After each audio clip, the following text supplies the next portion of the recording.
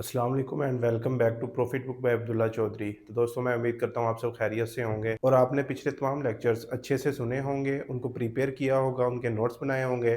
तो हमने पिछले कुछ लेक्चर्स के अंदर डिस्कस किया है एलिजिबिलिटी वेरिफिकेशन क्या होती है, पेशेंट डेमोग्राफिक्स एंट्री क्या होती है, आईसीडी एंड सीपीडी कोडिंग क्या होती है, चार्ज एंट्री क्या होती है, क्लेम सबमिशन क्या होती है। तो आज हमारा जो मेन कंसर्न है वो है पेमेंट पोस्टिंग। पेमेंट पोस्टिंग आती है जब हम क्लेम इंश्योरेंस को सबमिट कर देते हैं, इंश्योरेंस क्लेम को प्रोसेस कर देती है, वो हमें क्लेम जो है उसकी डिटेल सेंड बैक करती है, उसकी पेमेंट सेंड बैक करती है प्रोवाइडर को। तो वो जो डिटेल्स होती हैं कि किस सीपीटी के अगेंस्ट इंश्योरेंस ने कितना पे किया है, उसको हम डॉक्टर के सॉफ्टवेयर में उतारते हैं एज इट इज़ जैसे इंश्योरेंस पे करती है। तो उस प्रोसीजर को पेमेंट पोस्टिंग कहते हैं। पेमेंट पोस्टिंग समझने से पहले कुछ बेसिक टर्मिनोलॉजीज़ हैं जो मेडिकल बिलिंग के अंदर यूज़ होती हैं, वो जानना आपके लिए बहुत ज़रूरी है। तो हम पहले उनको समझेंगे कि वो टर्मिनोलॉजीज़ कौन कौन सी हैं। उसके अंदर एक ईआरए होती है, इलेक्ट्रॉनिक रेमिटेंस एडवाइस, एक ईओबी होता है, एक्सप्लेनेशन ऑफ बेनिफिट्स, और इसके अंदर जो अमाउंट्स होती हैं, जो अमाउंट जो डिवाइड की होती है अमाउंट इंश्योरेंस ने, कि कितनी इंश्योरेंस ने प्रोवाइडर को पे की है, कितनी पेशेंट रिस्पॉन्सिबिलिटी बनी है। अब इसमें जो पेशेंट रिस्पॉन्सिबिलिटी होती है वो तीन तरह की होती हैं, को पे, को इंश्योरेंस और डिडक्टिबल्स। तो सबसे पहले हम देखेंगे ईआरए क्या होती है। ERA electronic remittance advice.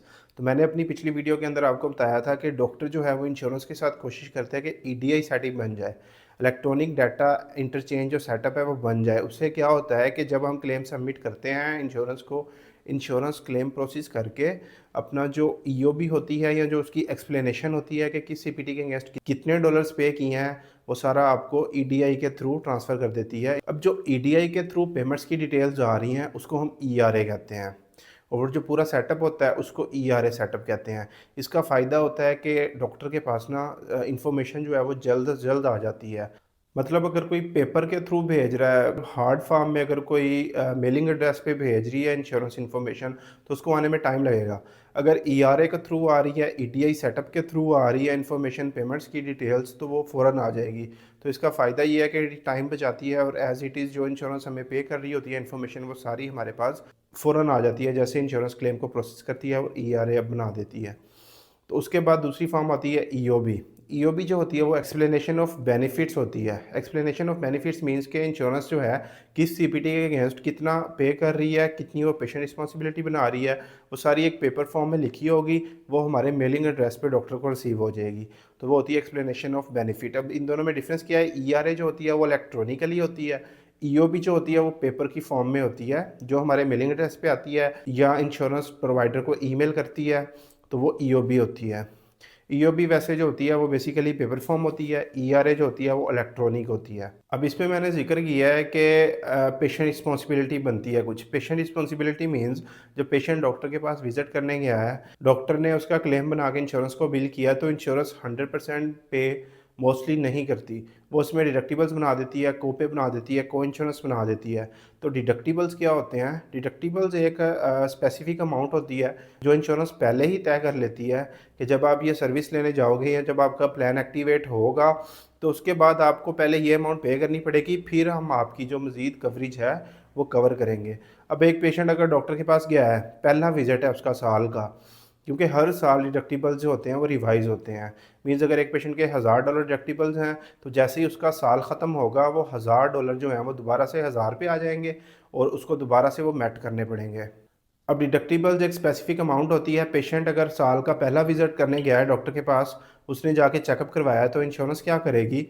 अगर उसने $500 का चेकअप करवाया है तो इंश्योरेंस क्या करेगी? उसके $500 डिडक्टिबल बना देगी। तो हम फिर पेशेंट को बिल कर देंगे $500, पेशेंट $500 पे कर देगा। इसी तरह अगर उसके $1000 डिडक्टिबल्स थे, तो इंश्योरेंस पहले 2-3 विजिट्स में डिडक्टिबल्स बनाती रहेगी। जैसे उसके डिडक्टिबल्स पूरे हो जाएंगे, मीन्स मेट हो जाएंगे, तो उसके बाद इंश्योरेंस जो है वो को इंश्योरेंस या को पे और साथ उसकी पेमेंट करने लग जाएगी। तो डिडक्टिबल्स वो अमाउंट होती है जो पॉलिसी एक्टिवेट होने के बाद जब पेशेंट पहले विजिट्स करता है डॉक्टर के पास, उसके अंदर इंश्योरेंस जो है ना वो अमाउंट पेशेंट रिस्पॉन्सिबिलिटी बना के एज अ डिडक्टिबल अप्लाई कर देती है, और पेशेंट को वो डिडक्टिबल अमाउंट पे करनी होती है। उसके बाद उसके बेनिफिट्स स्टार्ट होते हैं। अब उसके बाद आ गई को इंश्योरेंस। को इंश्योरेंस क्या होती है कि इंश्योरेंस एक अमाउंट तय करती है कि अगर पेशेंट ये सर्विस लेगा तो इसके 70% इंश्योरेंस पे करेगी, 30% पेशेंट पे करेगा। मीन्स अगर $100 की सर्विस ली है पेशेंट ने, तो उसमें से $70 जो हैं वो इंश्योरेंस पे करेगी और $30 जो हैं वो पेशेंट पे करेगा। वो उसकी जो $30 पेशेंट वाले होंगे वो को इंश्योरेंस होगी। उसके बाद बारी आती है को-पे की। को-पे एक स्पेसिफिक अमाउंट होती है जो हर प्रोसीजर की, हर विज़िट की अलग होती है।